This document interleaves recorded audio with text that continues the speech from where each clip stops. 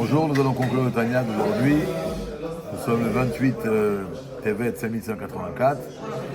Alors, l'Admour Adaken dit, dans le premier paragraphe du Tanya, on sait que lorsque la Neshama descend dans le monde, Dieu lui fait prêter un serment, soit un tzaddik et ne soit pas un rachat. Et a priori, il y a ici un pléonasme, une sorte de pléonasme. Parce que si un homme va être un tzaddik, automatiquement il ne sera pas un rachat. Alors pourquoi on fait prêter un serment d'être tzaddik et également de ne pas être rachat? Alors maintenant on va comprendre, parce que tzaddik, pas tout le monde peut être. On a dit que les neshamot tzaddikim, c'est des neshamot spéciales.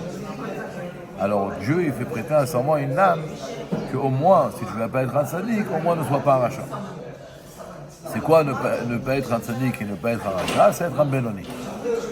Mais, malgré tout, puisque Dieu a fait prêter serment à chaque âme qui est tzaddik, d'être un tzaddik, donc même celui qui est prétendu être benoni ne peut pas littéralement passer outre le serment d'être un tzaddik, et il doit essayer de faire des efforts pour accomplir ce serment. Alors comment il ne va pas devenir un tzaddik? Mais on a dit par exemple que le tzaddik il déteste le mal. Lui, le tzaddik, si vous vous rappelez, il déteste le mal parce qu'il a un amour dévorant pour Dieu. Le benoni ne peut pas détester le mal par la même raison. Il n'a pas cet amour-là pour Akadosh Baruch Hu. Alors lui, pour détester le mal, il va falloir qu'il médite sur la grossièreté du monde matériel. Par exemple, il va méditer que, comme les sages nous disent, une femme, c'est comparé à un récipient dans lequel il y a des excréments.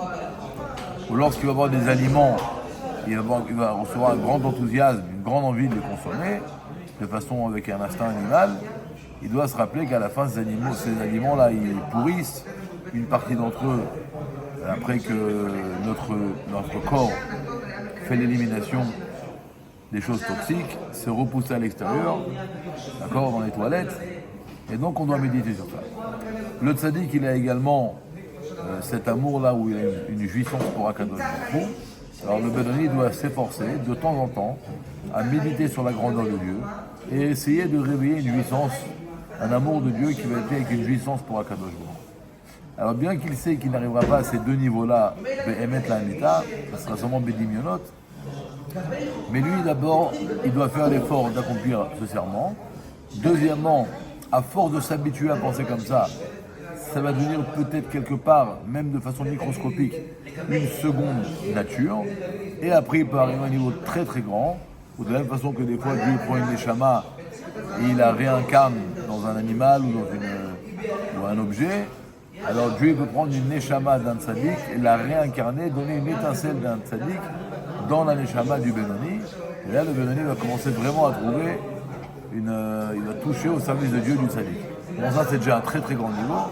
Nous, ce qu'on va faire, c'est l'effort d'être des bénonymes, d'essayer d'avoir un petit peu refoulé le monde matériel, essayer de créer une sorte de dégoût de façon microscopique pour les plaisirs de ce monde, et réveiller un amour pour Dieu qui va être avec une puissance extraordinaire pour Akadosh. Rad Hashem, nous continuerons demain.